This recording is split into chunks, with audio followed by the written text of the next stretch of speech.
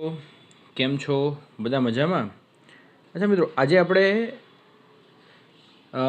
સાર્થક અંકોમાં થોડા આગળ વધીએ. ગયા લેક્ચરમાં મિત્રો આપણે વાત થઈ હતી કે જે સાર્થક અંકો છે એ કોઈ અચોક્કસ છતાં પણ અર્થપૂર્ણ હોય તેવી સંખ્યા માટે આપણે તેનો યુઝ કરીએ છીએ. હવે સાર્થક અંકોના જે નિયમો છે એ આપણે જોવાના છે.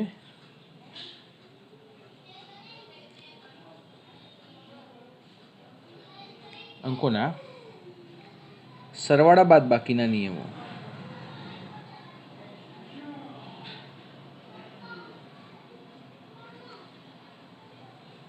માટેના નિયમો.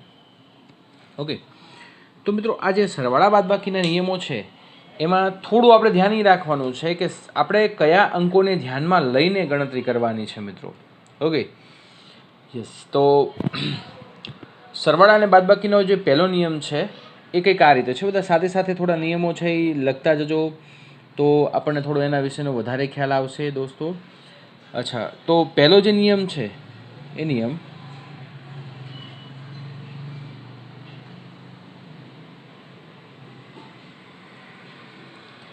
આપેલ સાર્થક સંખ્યામાં પૂર્ણાંક સંખ્યા હોય તો તેમના સરવાળા બાદબાકી સામાન્ય સરવાળા બાદબાકી રીતે કરવા. એટલે પહેલું જે અહીંયા આપણે લખવાનું છે એ આ રીતે છે કે આપેલ સાર્થક અંકોના ની સંખ્યા પૂર્ણાંક હોય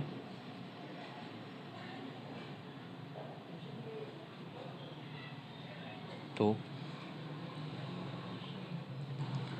સામાન્ય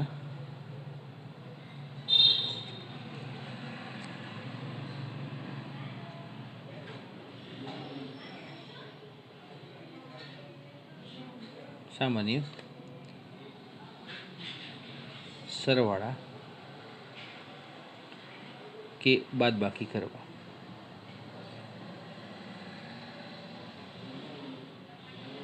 ઓકે દોસ્તો, યસ. તો હવે આની અંદર આપણે એ ઇઝ ઇક્વલ ટુ, સપોઝ કે આપણે બે સંખ્યા આપી છે કે જેમાં એ ઇઝ ઇક્વલ ટુ શું છે મિત્રો 25 ગ્રામ છે અને બી ઇઝ ઇક્વલ ટુ શું છે 2 ગ્રામ. હવે આ તો બધી પૂર્ણાંક સંખ્યા છે તો મારે એ પ્લસ બી કરવું હોય તો આપણને ખબર પડે કે 25 પ્લસ બી એટલે શું થાય મિત્રો 27 ગ્રામ. ઓકે, તો આની અંદર સાર્થક અંકોની સંખ્યા શું થાય 2. આ ગ્રામ છે ધ્યાન રાખજો, 1 અને 2, સિમ્પલ. પણ હવે દોસ્તો જો આપણને સંખ્યા અપૂર્ણાંક આપી હોય, આપણને સંખ્યા કેવી આપી હોય દોસ્તો અપૂર્ણાંક, તો આપેલ સાર્થક સંખ્યાઓમાંથી જે સંખ્યામાં દશાંશ ચિહ્ન પછી જેટલા લઘુત્તમ અંકો હોય તેટલા જ સાર્થક અંકો સરવાળા બાદબાકીથી મળતા પરિણામમાં દશાંશ ચિહ્ન પછી હોવા જોઈએ. એટલે એક્ઝામ્પલ રીતે ટેક્સ્ટબુકમાં આપેલું છે આ નિયમો. ઓકે, છતાં આપણે અહીંયા લખશું એ નિયમોને. તો આપણને એવું કીધું છે કે આપેલ સાર્થક સંખ્યામાંથી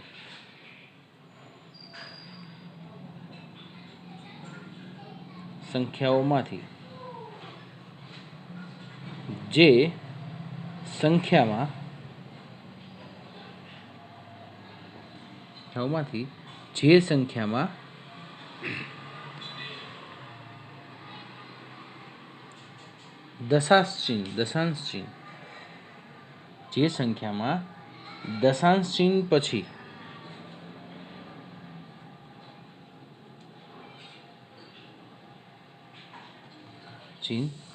પછી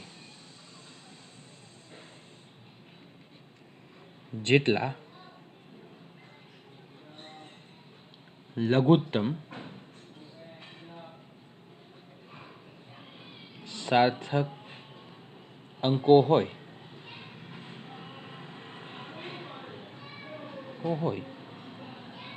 તેટલા જ સાર્થક અંકો સરવાળા અને બાદબાકી થી મળતા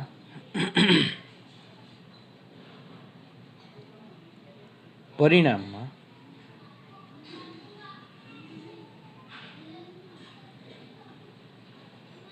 દશાંશ ચિહ્ન પછી હોવા જોઈએ.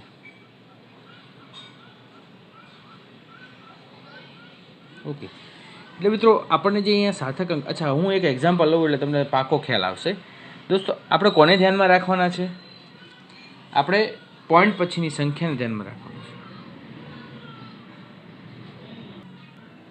જો આપણને બે સંખ્યા આપી છે, એ સંખ્યા હું અહીંયા લખું છું 436. આપણને બે અહીંયા કીધું છે કે 436.32 ત્રણ સંખ્યા આપી છે, બરાબર. આ બધાનો આપણે શું કરવો છે? સરવાળો.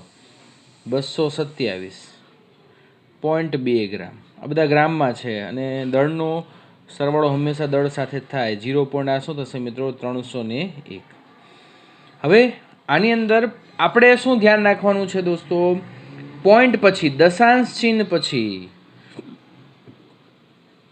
એટલે દશાંશ ચિહ્ન પહેલાના અંકોને ધ્યાનમાં રાખવાના. દશાંશ ચિહ્ન પછી કેટલા લઘુત્તમ સાર્થક અંક છે? તો અહીંયા 2 છે, અહીંયા 1 છે અને અહીંયા 3 છે. ઓકે, તો આપણે જે જવાબ આવે એના જવાબમાં પોઈન્ટ પછી કેટલા સાર્થક અંકો જોવા જોઈએ? 1. જો જેટલા લઘુત્તમ સાર્થક અંક, એટલે પોઈન્ટ પછીના અંકોમાં લઘુત્તમ કેટલા છે? 1. તો આનો સરવાળો કરીએ તો અહીંયા જવાબ આવે છે 663.821 ગ્રામ. ઓકે, 663.821 ગ્રામ. હવે દોસ્તો મારે પોઈન્ટ પછી કેટલા રાખવાના છે? એક જ સાર્થક અંક રાખવાનો છે, કારણ કે લઘુત્તમ કેટલા છે? 1. તો મારે આ બંનેને રાઉન્ડ ઓફ કરવો પડે. 1 એ 5 કરતાં નાના છે તો આગળ કાંઈ ન ઉમેરાય. 2 એ 5 કરતાં નાના છે તો આગળ કાંઈ ન ઉમેરાય. તો આપણો જવાબ છે 663.8 ગ્રામ. લ્યો, કેટલું સિમ્પલ. આ સરવાળા બાદ બાકીના સાર્થક અંકોની દ્રષ્ટિએ આપણે સરવાળા બાદ બાકીના આખા ગણતરીવાળા એક્ઝામ્પલ જોયા. ઓકે દોસ્તો, હવે કોઈ પણ વસ્તુ જો આપણને એમ પણ કહી શકે છે, તફાવતનો નિયમ હોય તો અહીંયા બે સંખ્યાની બાદબાકી કીધી હોય, સપોઝ કે આપણને કોઈ પણ અંતર આપ્યું છે 0.307 અને એમાંથી આપણે 0.304 આપણે બાદ કરીએ છીએ દોસ્તો, તો આનો તમે હિસાબ કરો તો 0.003 આવી ગયું. હે, તો હવે અહીંયા પોઈન્ટ, અચ્છા અહીંયા પોઈન્ટ પછી આપણને સાર્થક અંક છે એ જુઓ ને, તો આમ તો આની પહેલાંના અંકો છે એ સાર્થક અંકમાં ગણાય નહીં. તો આ અહીંયા સાર્થક અંકની સંખ્યા 1 થી, તો અહીંયા પછી આપણે કોઈ પણ વસ્તુનું કામ કરવાની જરૂર નથી મિત્રો. ઓકે, ચલો ત્યાર પછી સરવાળા બાદબાકીનું કામ પૂરું થઈ ગયું. હવે આવશે ગુણાકાર ભાગાકારનું કામ.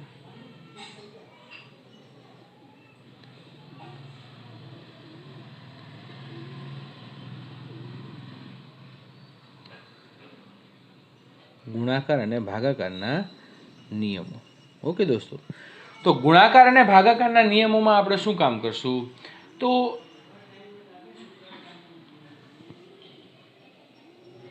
ઓકે, તો ગુણાકાર અને ભાગાકારના નિયમોમાં નીચેના મુદ્દાઓને આપણે ધ્યાનમાં રાખશું.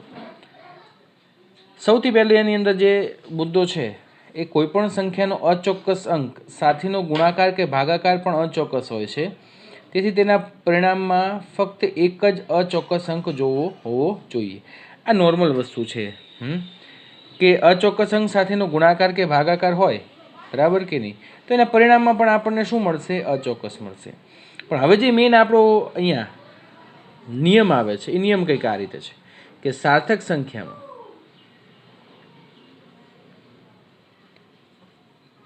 સંખ્યાઓના ગુણાકાર કે ભાગાકારથી મળતા પરિણામમાં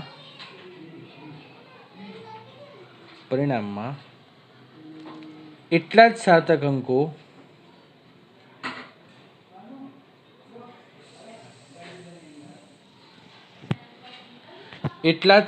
અંકો રાખવા જોઈએ કે જેટલા જેટલા મૂળ સંખ્યાઓ પૈકી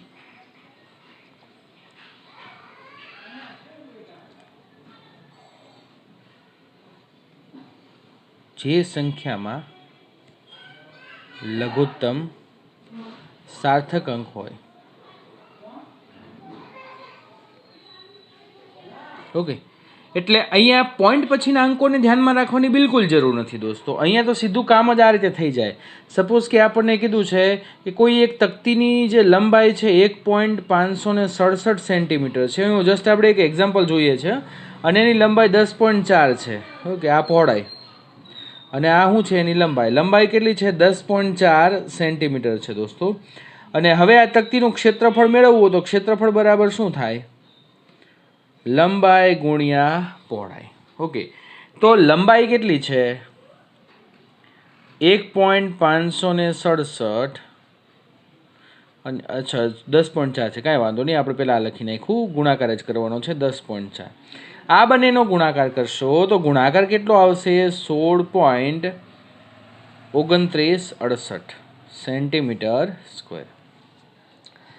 તો દોસ્તો અહીંયા હવે આપણે પોઈન્ટ પછીના સાર્થક અંકની બધાને ગણવાના. કેટલા છે? 1 2 3 4. અહીંયા કેટલા છે? 1 2 3. તો જે લઘુત્તમ સાર્થક અંક હોય એટલા જ અંકો આપણે જવાબમાં જે મળે છે એમાં સાર્થક અંકોની સંખ્યા એટલી જ રાખવાની છે. અહીંયા કેટલી છે સાર્થક અંકોની સંખ્યા? 3. અહીંયા કેટલી છે સાર્થક અંકોની સંખ્યા? 4. તો આપણે કેટલી રાખવાની સાર્થક અંકો? 3. તો હવે મારે અહીંયા 1 2 ને 3 બે સુધી આવવાનું. જો 8 એ 5 કરતાં મોટા છે તો આગળ 1 ઉમેરાશે એટલે 16.297. 7 એ 5 કરતાં મોટા છે, યસ, તો 16. અહીંયા 1 ઉમેરો એટલે અહીંયા 0 અને અહીંયા શું થઈ જશે? 3. ઓકે, હવે આ 0 છે તો 5 કરતાં નાનો તો 16 પણ શું થશે? 3 સેન્ટીમીટર સ્ક્વેર. લ્યો, આ આપણો શું છે મિત્રો? જવાબ છે. ઓકે, તો આપણે પરિણામમાં કેટલા સાર્થક અંકો રાખવાના છે મિત્રો? 3 સાર્થક અંકો રાખવાના છે, રાઈટ? ચાલો આગળ વધીએ. બસ, તો અહીંયા આપણે સરવાળા બાદ બાકીના કામ પૂરા અને સાર્થક અંકોનું અહીંયા કામ પૂરું થઈ જશે દોસ્તો. પછી એક બીજો પણ એક નિયમ છે, જો ધ્યાનથી આપણે જોઈએ કે કોઈ પણ સૂત્રમાં અચળાંકો જેવા કે પાઈ, એપ્સિલોન 0, અચળાંકો તો બધાને ખ્યાલ છે ને? પાઈ, એપ્સિલોન 0 નવો છે તમારી માટે. એપ્સિલોન 0 છે એ નવું છે. પાઈ એટલે શું થશે? 3.14 15 926. એપ્સિલોન 0 એટલે શું કહેવાય? શૂન્ય અવકાશની પરમિટિવિટી આવશે ભણવામાં. પછી મ્યુ 0 એક અચળાંક છે, બરાબર કે નહીં? બધાની કિંમતો ફિક્સ છે. મ્યુ 0 એટલે કહેશું આપણે શૂન્ય અવકાશની પરમિએબિલિટી. આ બધી વસ્તુ આવશે મિત્રો, એ ગભરાતા નહીં. આ જસ્ટ કે તમને ખ્યાલ આપું છું. ઈટા છે, બરાબર, તો ઈટા પણ એક પ્રકારનું શું છે? કોન્સ્ટન્ટ મૂલ્ય કહેવાય, વિસ્કોસિટી કહેવાય. વિસ્કોસિટી એટલે શ્યાનતા ગુણાંક કહેવાય. ઓકે, તો આ બધી ભૌતિક રાશિ છે.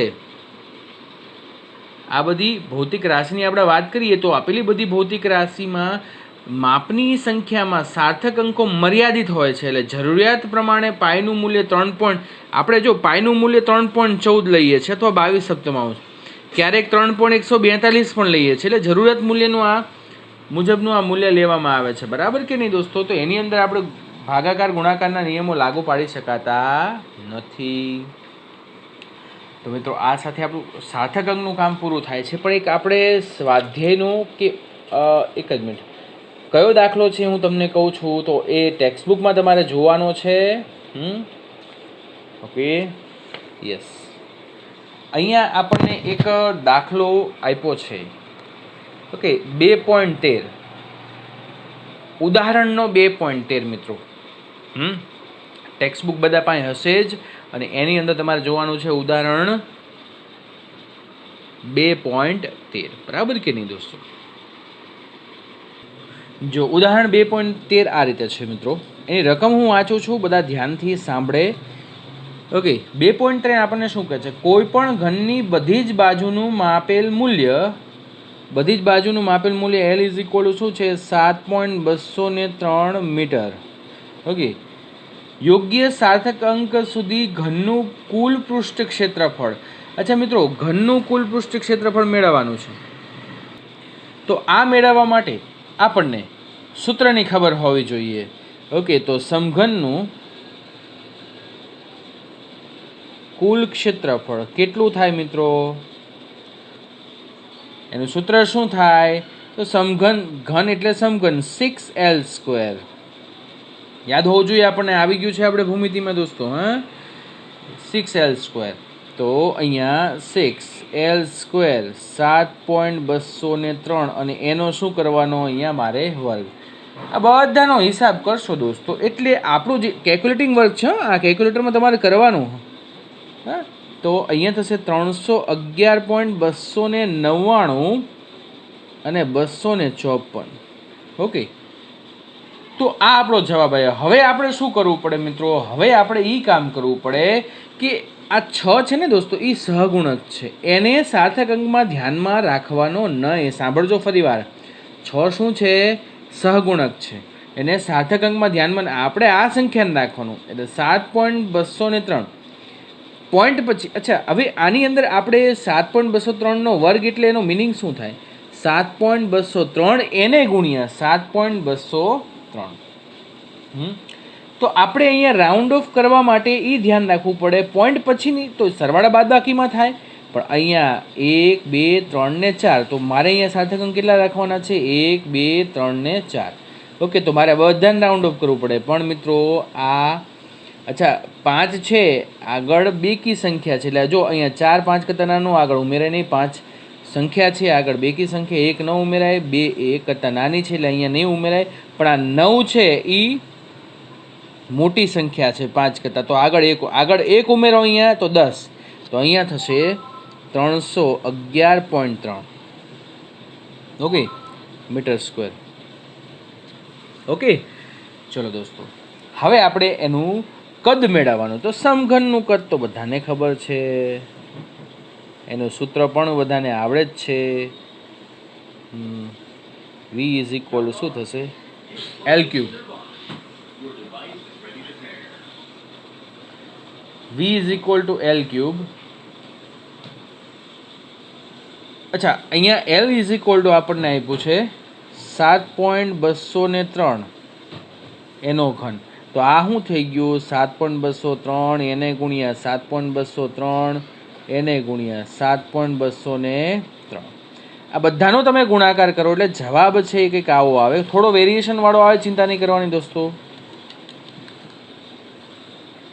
ઓકે, હા, તો હવે આપણે અહીંયા સાર્થક અંકની સંખ્યા 4 છે, તો મારે 4 રાખવાની છે દોસ્તો. હવે તમે આ જો, હવે એક શોર્ટકટ રીત હું તમને કહું, અહીંયા 1 છે, આની પાછળ શું છે 1, એટલે હવે વધીને 2 થાય. ઓકે, અને કાં તો એ કરે, સમજ્યા તમે? આગળની સંખ્યા જે કાંઈ પણ હોય વધીને કાં તો 2 થાય, તો 2 5 કરતાં નાની છે, તો આગળ કાંઈ ઉમેરાય નહીં, તો સીધો અહીંયા હિસાબ મીટર. ઓકે, થઈ ગયો હિસાબ. ચલો, ત્યાર પછી એના પછીનો સમ છે 2.14. 5.74 ગ્રામનો એક પદાર્થ 1.2 સેન્ટીમીટર ક્યુબ જેટલો અવકાશ રોકે છે, તો સાર્થક અંકોને ધ્યાનમાં રાખીને તેની ઘનતા શોધો. ઘનતા બરાબર શું થાય? સૂત્ર બધાને યાદ હોવું જોઈએ. ઘનતા બરાબર દળના છેદમાં કદ. તો ભાગાકારનો નિયમ છે, તો ગુણાકાર ભાગાકારનો નિયમ બધાને ખબર છે ને? 1.2 ગ્રામ પ્રતિ સેન્ટીમીટર ક્યુબ. ઓકે, તો એનો હિસાબ કરશો તો જવાબ 4.8733. ઓકે, 33. આવો આપણો જવાબ છે. હવે મિત્રો, આ જે જવાબ લાયા, હવે ભાગાકારનો નિયમ એવું કહે છે કે લઘુત્તમ સાર્થક અંકો એટલે પોઈન્ટને ધ્યાનમાં નહીં રાખવાનો. અહીંયા 2 છે, 1 2 ને 3 છે, તો આપણે અહીંયા કેટલા રાખવાના? 2. તો મારે આને રાઉન્ડ ઓફ કરવું પડે. આ 3 તો બધા 5 કરતાં નાના જ થવાના છે, તો અહીંયા 7 મોટું છે, તો અહીંયા થશે 4. આગળ 1 ઉમેરવાનું થાય. રાઉન્ડ ઓફના નિયમો યાદ હોવા જોઈએ.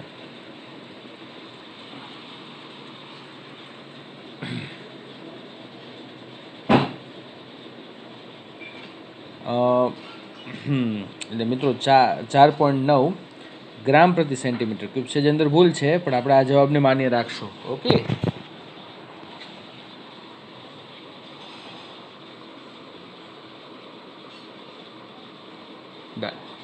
ચલો ત્યાર પછી સ્વાધ્યાયના દાખલા ઉપર આપણે આવી જઈએ દોસ્તો. સ્વાધ્યાયનો જે દાખલા છે એની અંદર સ્વાધ્યાયનો 2.10 આપણને એવું કીધું છે 2.10માં કે નીચે આપેલ સાર્થક અંકોની સંખ્યા નક્કી કરો. જો પહેલું આ આપ્યું છે 0.007, તો દશાંશ ચિહ્ન પછીના 0, સંખ્યા એક કરતાં નાની હોય દશાંશ ચિહ્ન પછીના 0ને સાર્થક અંક ગણવામાં આવે નહીં. તો આની અંદર માત્ર સાર્થક અંકોની સંખ્યા 1 છે ને એ કઈ 7. પછી બીજું આપ્યું છે 2.64 એને ગુણ્યા 1024 ઘાતને ક્યારે સાર્થક અંકોને ગણવામાં આવે નહીં, તો 1, 2 અને 3. પછી આવશે 0.2770, એકમ સાથે કોઈ લેવા દેવા નથી, એકમ ગમે તે હોય હો, ચિંતા નહીં કરવાની. તો અહીંયા આ છેલ્લી શૂન્યતા સંખ્યા પછીના 0 બધા સાર્થક અંકો ગણાય એટલે 1, 2, 3, 4. તો અહીંયા સાર્થક અંકોની સંખ્યા કેટલી થશે? 4. 6.320. તો અહીંયા પણ આ શૂન્યાંક છે એ સાર્થક અંક ગણાશે, બરાબર. તો 1, 2, 3 ને 4, તો અહીંયા પણ કેટલી થશે? 4. નિયમો તમને ખબર હોવી જોઈએ હો, અને એ 1-2 વખત વાંચો તો થઈ જ જશે. 6.032. જો શૂન્યેતર અંકોની વચ્ચેના શૂન્યાંકો છે એ સાર્થક અંકો ગણાય એટલે અહીંયા પણ થશે 4. પછી 0.006032. તો અહીંયા આપણને સાર્થક, ઓકે, આ બધા શૂન્યાંકો છે એ સાર્થક અંકો ગણાય નહીં, કારણ કે સંખ્યા એક કરતાં નાની હોય અને પ્રથમ શૂન્યતર અંકની ડાબી બાજુ અને દશાંશ ચિહ્નની જમણી બાજુના શૂન્યાંકો સાર્થક અંકો ગણાય નહીં એટલે અહીંયા પણ થશે 4. ઓકે, તો આ રીતે આપણને સાર્થક અંકો ઓળખવા માટેના દાખલા પૂછી શકે, બરાબર, MCQ પૂછી શકે. ચલો, ત્યાર પછી આપણને હજી એક દાખલો આપ્યો છે, એ દાખલો જોઈ લઈએ. 2.11. ગણતરી તમારે કેલ્ક્યુલેટરમાં કરવાની છે મિત્રો, એટલે એની કોઈ ચિંતા નથી. એક લંબચોરસ પાતળી ધાતુની તકતીની લંબાઈ L બરાબર આપ્યું છે આપણને 4.234 મીટર. સ્વાધ્યાયનો દાખલો છે. પહોળાઈ 1.005 મીટર આપ્યું છે અને જાડાઈ D બરાબર 2.01 સેન્ટીમીટર આપેલું છે. તો સાર્થક અંકોને ધ્યાનમાં રાખીને તકતીનું ક્ષેત્રફળ અને કદ શોધો. જો મિત્રો, આપણને લંબચોરસ પાતળી તકતી આપેલી છે, તો એની લંબાઈ, પહોળાઈ અને જાડાઈ આપેલી છે. ઓકે, ધાતુની તકતી છે. મિત્રો અહીંયા આપણને તકતીનું ક્ષેત્રફળ આપણે ફાઇન્ડ આઉટ કરવું હોય તો આપણને ભૂમિતિનો ખ્યાલ હોવો જોઈએ. ન ખ્યાલ હોય તો આ દાખલામાં જે સૂત્ર છે એને ધ્યાન રાખી લેવાનું. તો થશે 2 લંબાઈ ગુણ્યા પહોળાઈ પ્લસ પહોળાઈ ગુણ્યા ઊંચાઈ પ્લસ લંબાઈ ગુણ્યા ઊંચાઈ, બરાબર ને. હવે આની અંદર કોને ધ્યાનમાં રાખવું? બધાને તકલીફ એ પડે છે, પણ જો મિત્રો, પહેલાં ગુણાકાર કરો પછી સરવાળો, છેલ્લે શું કર્યો આપણે? સરવાળો. તો કયા નિયમને ધ્યાનમાં રાખવાનો? સરવાળાના નિયમને. એટલે આના અંદર બધા ડેટા મૂકી દઈએ આપણે. 2. હા, એક અહીંયા ધ્યાન રાખવા જેવી બાબત શું છે મિત્રો? 2.01 સેન્ટીમીટર છે, તો અહીંયા 2.01 એને ગુણ્યા શું કરવાનું? 10⁻2 કરવા પડે, અધરવાઇઝ પોઈન્ટને આ બાજુ લઈ જાઓ તો 0.0201 થાય, જે દરેક વખતે બધાને ભૂલ થાય છે. તો આપણે એ ભૂલ ન થવી જોઈએ, બરાબર કે નહીં મિત્રો? હા, હવે તમે એક કામ કરો, અહીંયા હું બધું વર્ક નહીં કરું, પણ ગુણાકાર, અચ્છા, ગુણાકાર બધાનો સાથે સાથે કરતા રહ્યો. હાલો, કેલ્ક્યુલેટર લઈ લો બધા. 4.234 એને ગુણ્યા કરો 1.005, ઓકે, પ્લસ 1.005 એને ગુણ્યા 0.0201, ઓકે, પ્લસ આ બંનેનો હિસાબ કરો 2.0.0201 એને ગુણ્યા 4.334, ઓકે. હવે જે કિંમતો બધી ગુણાકારમાં લાવ્યા છે એનો સરવાળો કરો અને એ તમે સરવાળો કરશો એટલે અહીંયા આપણને જવાબ આ રીતે મળશે. લાસ્ટનો જવાબ આપણને મળશે 8.72 મીટર સ્ક્વેર. હવે મિત્રો તમે જ્યારે આ કામ કરો છો ગુણાકારમાં જે સંખ્યા લાવો છો બરાબર ને, હવે છેલ્લે આપણે સાર્થક અંકોમાં ફેરવવા માટે એટલે કે સાર્થક રાઉન્ડ ઓફ કરવા માટે શું ધ્યાનમાં રાખવાનું? આ બધી સંખ્યાઓને જો અહીંયા સાર્થક અંકોની સંખ્યા કેટલી છે 4, અહીંયા સાર્થક અંકો કેટલા 4, પણ અહીંયા કેટલી છે સાર્થક અંકોની સંખ્યા 3.